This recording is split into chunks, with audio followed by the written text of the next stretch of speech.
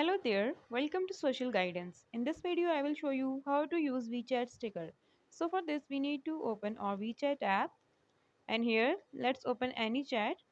Click on this emoji here and then we have the stickers.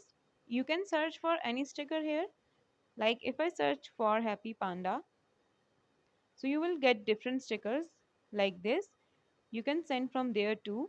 Or if you want to customize your sticker, then you can do it too. Firstly, let me send this. As you can see, the sticker is sent. Then we have this emoji section. After that, we have customize sticker option. So if I click on this heart, click on this plus button. As I clicked, now again click on this plus button and your gallery will open up.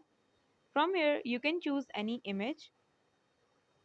Let me choose the image first. Once you choose the image, select it and then click on done.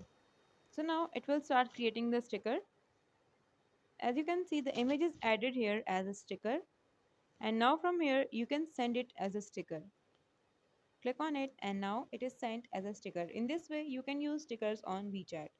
If this video helped you, leave a like on the video and make sure to subscribe our channel. Thank you for watching. Bye.